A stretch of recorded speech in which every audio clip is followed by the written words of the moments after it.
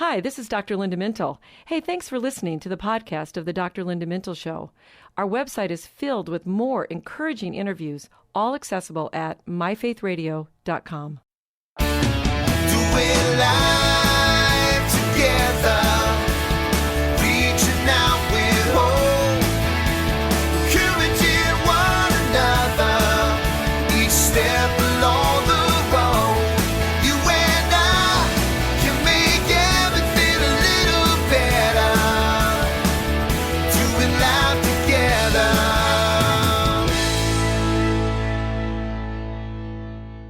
Well, hi, everyone, and welcome to the Dr. Linda Mintle Show. I'm your host, Dr. Linda Mintle, the relationship doctor, and I'm here along with my co-host, the other Dr. Mintle, Norm. And every weekend we're here, we're doing life together, and we're so glad that you've joined us. Hello, my love. Yes, we are glad you've joined us. Thank you very much. Okay, I've got a tough question for you, though, at the very beginning of the show. Are you ready? Okay, go for it. Are you ready to You called me my love, so I think it'll be good. So it'll be okay. Are you ready to talk about something people don't like to talk about? Oh, that's a good tease, Norm. You got my attention. Okay. So the topic for our show today is arguments or fights. When was the last time we had a good one? A good argument or a fight? I got to think about that for a minute. Okay, wait. I know we disagree on things from time to time, but I think it's been years since we've had a really big fight. I mean, I can't even remember the last time. Can you? Actually, I didn't have one in mind. You're right. Oh, okay, good. We're on the same team. Well, you don't have to look very far in our world to find other people fighting, though. It's true. Oh, my goodness. Just look on social media, watch news talk, listen to the radio. And if that's not enough in real life, watch the fiction shows because they've got plenty of it there, too. I mean, drama's drama. But we're going to focus on relationship arguments, the ones at work, the ones at the family members, friends, most of all, couples. Yeah, so we're staying away from politics and all that crazy stuff in the culture. But, arguments happen in every single relationship. So if you're in a relationship, which I hope you are in some way, if you were born to somebody, so you have somebody that you have a relationship with, you're going to have a fight or an argument. So here's a common example. All right, so you're tired of his shoes left at the side of the bed. You almost tripped getting up at night, so the argument begins. Why do you have to leave your stuff all over the place? Just put things away. And then he glares at you and he says, really? So you're Miss Perfect? And then the argument begins to escalate from there and nothing gets resolved. But at the end, you're both very, very upset. Okay, I got one. That wasn't you, by the way. I know it wasn't, but this was you. Remember early in our marriage when I used to be concerned that you squeezed the toothpaste tube in the middle? Like, really? That is probably one a lot of couples fight over, but there is a device you can get to help with that. We did a marriage seminar one time. I talked about that, and the next day somebody brought me that device. They did, so you can squeeze it. I know. Don't fight anymore. That was really crazy. Who knew? Blaming doesn't work. We know that. Right. It's not a good way to fight. So let's talk about, is there a way that we can argue better and maybe even more productively? Well, that's why we're calling this a good argument, a good way to have a fight, because you do have to be able to express yourself. You do have to be able to be open and listen. And at times you do have to make complaints. And I'll get into that a little bit later, how that differs from criticism. But none of that includes blaming each other. So good fights always begin, Norm, with some relationship rules. Oh, I like that. So are there relationship rules that we could call the rules of engagement? Yes, that's exactly right. That's exactly right. There are certain rules that should be established before you start to argue. So there are basics, things that you need to do that are going to make a really big difference when you do actually have an argument or a fight. The first one is no swearing, because that doesn't go well for people and it escalates things. Second one is no yelling. Because yelling, again, starts working up that amygdala in your brain, which is the emotional centers, and gets you going. And then this one is really important. No name calling or no disrespectful behavior. Okay. I can't remember a time I've done any of those things. I think we're pretty good on that one. I think we're pretty good. Yeah, I think so. We've done that. Not knowing those rules until today, I think we've abided by them. Anyway, but here's one. My mom told us before we got married, she said, now Now, kids, I need to give you a rule about your marriage. Remember this. Don't ever use the words never or always when you're in an argument. I know, she was so sweet. She didn't really tell us a whole lot of things in terms of before we got married. But I do remember that when she did. I remember we were down in our basement and she sat us both down and she said that she told us that exact rule. And it was really good advice because those words, always and never, are exaggerating a problem. And people just don't do things never or always.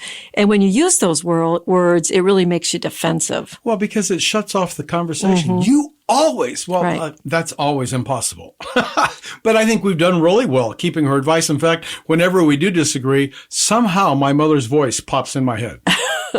Well, it's good. We kind of keep it tame. And that's going to be one of the things that we really need to think about.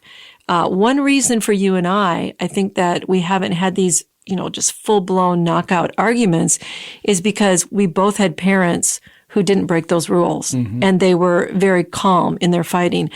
I can only remember a handful of serious arguments my parents had over the years, Norm, when I was living at home, but they never resorted to those things that we just mentioned. They did raise their voices at time, but, to me as a child, it never felt scary, and their arguments were not mean or disrespectful. And I think that's why I'm not uncomfortable with conflict. I'm a family therapist. I deal with conflict all the time, but I didn't have role models where it was out of control or upsetting when I was growing up. So our parents serve as role models for how to fight. And yet mine were very, very different than yours. Because when we were engaged and working over the summer before we married, I remember the volume in your house of the conversations scared me because there was no volume in mine. Loud German parents were not like my quiet German parents. But what we're really talking about is how disagreements are handled in any family. And especially in couple relationships.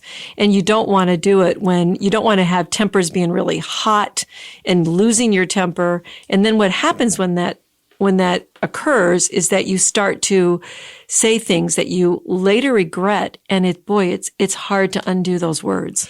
I do remember that your parents did seem to have the same argument over and over again about the same, 2 or 3 things. And they were never resolved, but how they argued was not scary or destructive. They didn't stop talking to each other or stay angry. In fact, I always marveled how minutes after your parents broke off from an argument, they were talking normally again and, Bill, turn on the TV or do something. I was like, wait, you were just heated, I thought. Yeah. And yet they weren't. Yeah. And so those fights didn't lead to intense anger or hurt feelings.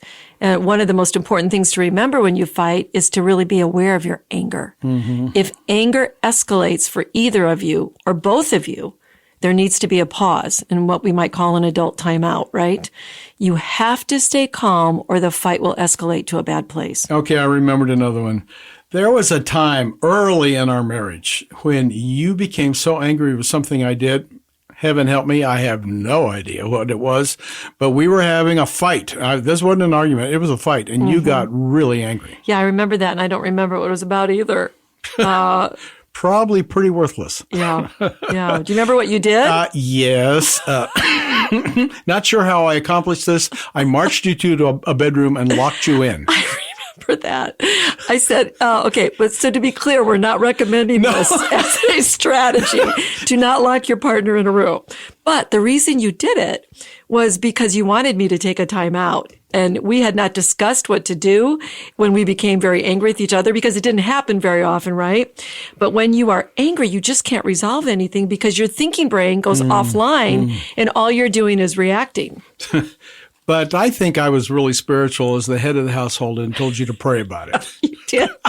You did. And I have to say that made me really angry when you told me that. But, about after 15 minutes, Norm, and boy, I have vivid memory of this. I have vivid memory of the room. I remember the color of the walls and everything in there. I actually did pray because I knew that my reaction was not healthy. And fortunately, that never happened again. But it does speak to having some rules ahead of time. So I should have said to you, hey, I'm worked up. I need a time out. Too angry to continue. I have no idea how we reconciled the whole thing. Do you? Because no, clearly, but we did. We did. We're here. Which is not always the case. When couples fight often and they don't resolve things, it leads to emotional withdrawal and distance. And we know that that's a problem in any relationship. It's often a predictor of divorce. So unhealthy fighting creates emotional distance, which you don't want to create. Well, and you don't want to ignore it either, right? No, you don't. Avoiding conflict's not a solution. Arguing without damaging the relationship is the goal. What about the times we argue just because we are desperate to win the point? That's a really good thing to bring up, because in a fight, you can lose track of even the issue, and you just want to be right or you want to win. And usually when you want to win, you're not thinking about how you might be hurting the other person in the process. So winning a fight is not the goal. The goal is to work through the problems. Is it important to make time to talk about something when you're calm, I suppose, to keep it from simmering and boiling over ahead of time, preventative? Absolutely. If you don't make time to talk, then negative feelings, resentment are going to build up. They're going to become explosive. So step back and ask yourself if there's anything that's bothering you that you do need to talk about. Self-examination time? Yes. In couples therapy, we do a temperature check, which means we sit down every night. We ask how the day went. Are we doing okay? Yeah. You don't want to have a low-grade fever. Well, you could have a low-grade fever if you address it, because if you don't do something when you're sick, it just gets worse and worse, right? So is that the root of most arguments, just avoiding the point? Simmering, resentment and simmering. Okay. So what about the timing of an argument? What do you think?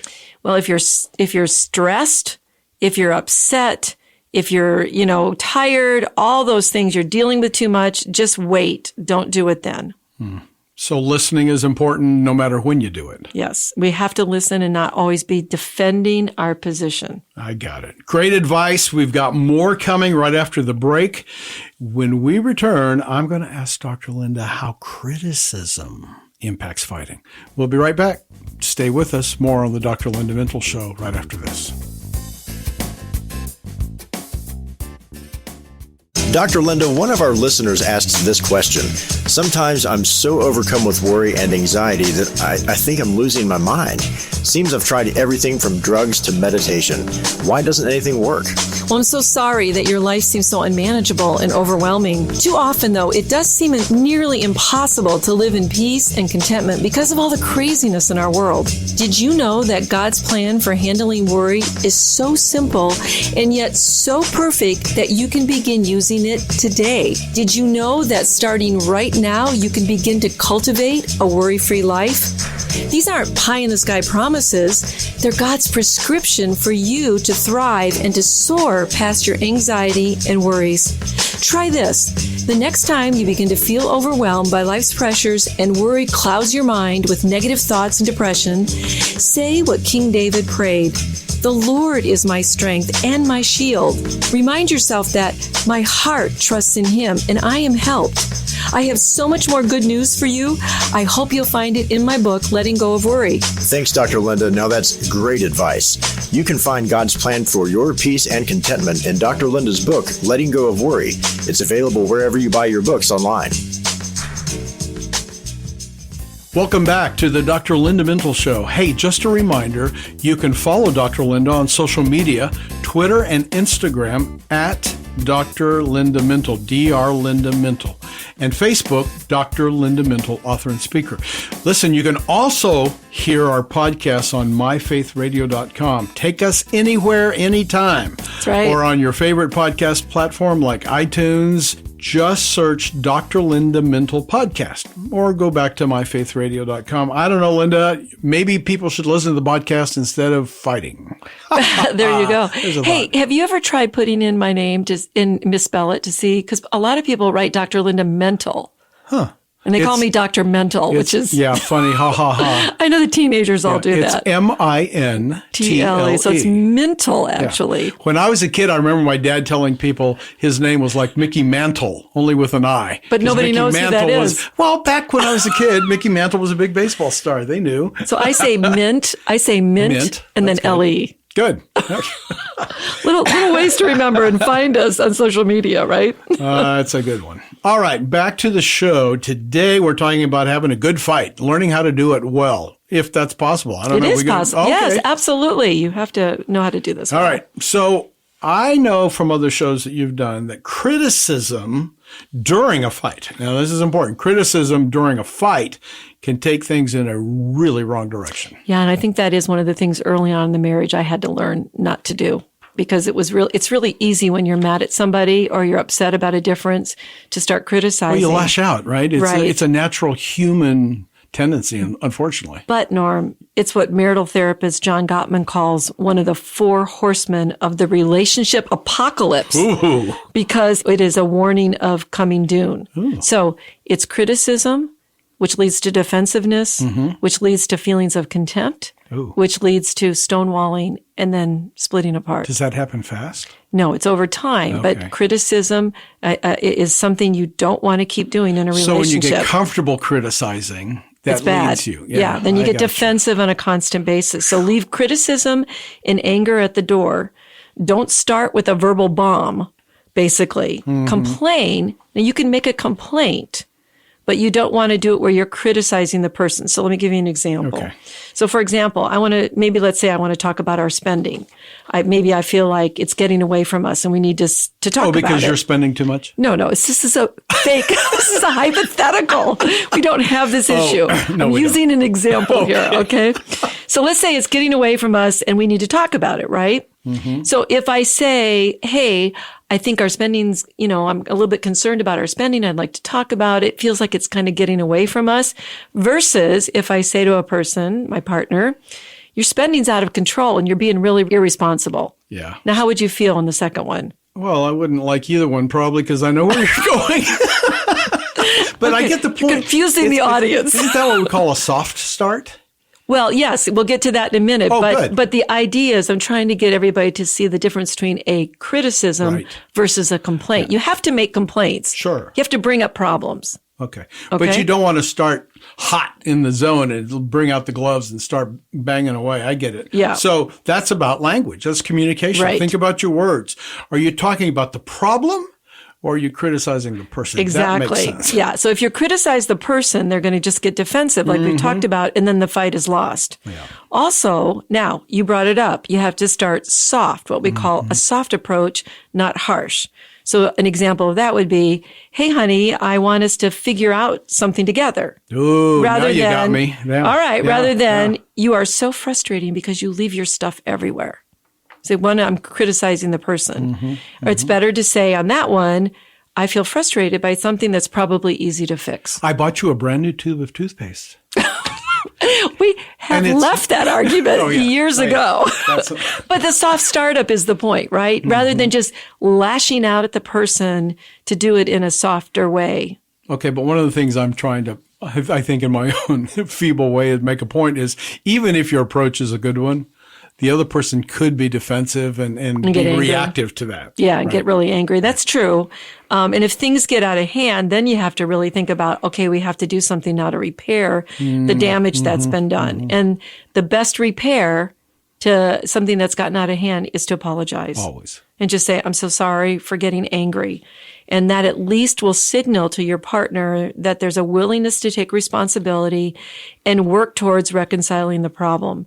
It'll also keep things from escalating if you do that. Which is what we should have done years ago in that crazy example. I think I did eventually come back. But not at the beginning. We didn't Took moderate. us a while. Yeah. We were learning. We were young. But we repaired it. And that is so important when you have an argument, is go back and be humble and repair and say you're sorry. Makes sense. Yeah. So if I'm feeling overwhelmed, what do I do? Well, that would be the best thing would be to take that break. Just pause. Right. And take that break. Does the 10-second thing, is that count to 10 thing? Cool? That helps. Yeah? That helps. Oh, yeah. okay. But you have to go back and revisit the issue. So I had a couple one time in marital therapy who said, okay, we're going to pause when we get in a fight. We're just going to pause and take a break.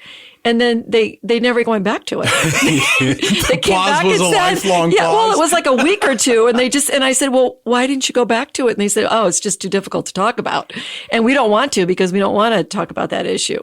So I think at that point, you have to say, we do have to talk. If we get so escalated, maybe what we can do is, just take a deep breath, maybe try to do some calming, and then go back to the issue and try to resolve it. Or what would happen if they just avoided it? Would that not be good? No, I don't think that's good because then things build up and simmer again, and then you got that boiling pot going on. Okay, don't avoid, but what about compromise? It's interesting. Marital research tells us two things about that. One is that agreeable people do better in marriages. So I always tell my kids, find someone agreeable. Mm-hmm. If you're going to marry somebody, find someone who's agreeable because they will accommodate you, and it sort of comes naturally to agreeable people. And then the second thing is husbands who accept the influence of their wives have better marriages. But interestingly, not the reverse is true. And I don't really know why. Oh, why did you say that? I was going to ask you why. It isn't in the literature, but it could be that maybe wives are more willing to take, maybe take an influence from their husbands, and husbands are, I don't know, it sounds very stereotypical. Yeah, it does. What about the old trope of birth order? If you're No, we're not going there. We're not going there. We're not going there. Just wondered. Actually what it sounds like is you need a dose of humility. Yeah. Admitting that your partner may have a good point or an idea or solution rather than always having to be right actually is humility. Boy, and if we could get that right in all of our relationships, that is going to make a huge, huge difference. Mm-hmm. Humility allows you to work with another person because you're not, you're doing what the Bible says. You're not just considering yourself. Right. You're thinking about the other person. And really, when we get into fights, isn't that a lot of what we're doing? We're just thinking about ourselves. It's me and my territory and my rightness. Yeah. And so, if you focus on solving the problem mm-hmm. instead of, lashing out at each other, that's going to make a difference. But there are times when you can't solve a problem. And in fact, John Gottman says that 69% of issues that couples fight about don't ever get resolved. That's a huge number. Wow. But so that tells you that there's something about the process of when you're disagreeing that's really important. So if you can't solve it, maybe agree to come back to it at another time, or simply just agree to disagree. And then the bottom line of any argument is to discuss your differences, but value and appreciate the other person regardless of the problem and if they think differently from you. That's great advice. Okay, how does faith play into all of this? Well, Scripture is a great guide as to how we're to treat each other. We already started talking a little bit about that. Mm-hmm. At the minimum, obviously, name-calling and being disrespectful is really not the mark of a Christ follower. Your language, your behavior, your attitude should line up with the Word of God. That word humility I used a little bit ago, everywhere in the Bible. Yeah, and it's the opposite of that is pride. Right. And that was the sin of the devil, which got him kicked out of heaven. Yep. And the sin of Adam and Eve, which led to expulsion from the garden. So pride leads to loss, and it's at the root of most relationship problems. I've said this so many times, but I think pride is the number one sin because it was the first sin in heaven, and it's the one God hates the absolute most. Yeah. Which takes us back to how do we fix that? I think it's forgiveness, right? It's forgiveness, and all our relationship have to do with our ability to forgive. Norm, I saw a woman in couples counseling one time who had been very emotionally harmed by her husband. She was ready to walk away, but he had a change of heart. It seemed genuine, and he was truly repentant. So she wrote out all the ways that he had hurt her, and there were 25 single-spaced pages of that. Oh, my goodness. But he read each one. He apologized. They took each of those to prayer. And when they came up with ways to repair and rebuild that relationship, and she really held his feet to the fire, it was true. It was genuine. Forgiveness made a difference. And the change happened, and they have a solid marriage today. Okay, but he had to face the hurt he had caused her, and she had to be courageous enough to tell him. And she had to let go of those hurts once those were acknowledged. So that's very important. Goodness. Well, that story is a great reminder of how God can change our hearts, but only when we ask him to and we truly repent. And that's the hope. When you stay humble and willing to examine your own behavior in a fight, you can make changes. But too many people won't admit the hurt that they cause. They won't examine their heart, and they won't ask God to transform them. And so they stay stuck in that anger and that resentment. We hope you're not one of those people and will sincerely evaluate your behavior when you fight or have an argument. God is a change maker and can heal relationship hurts, but you need to be responsible for your words and your actions. That's good. Well, that's all the time we have today. Many thanks to our producer, Norm Mintle, our engineer, and my co-host, Wait a minute, you're not my engineer. No, I'm not. You're just my co-host. We've got Katie Sims, who's our technical producer, is doing a great job. She's somewhat new to the Dr. Linda Mintle Show, and we just appreciate her, and you may be hearing some other new names in the future. From all of us here at Faith Radio, hey, we'll talk to you again next weekend.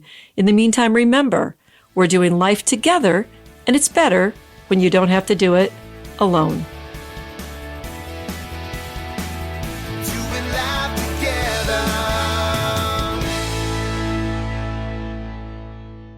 Well, thanks for listening to this conversation from the Dr. Linda Mintle Show. These podcasts are available because of listener support. You can make a gift now at myfaithradio.com. And thanks for sharing this audio link with a friend and helping us grow the impact of the Dr. Linda Mintle Show.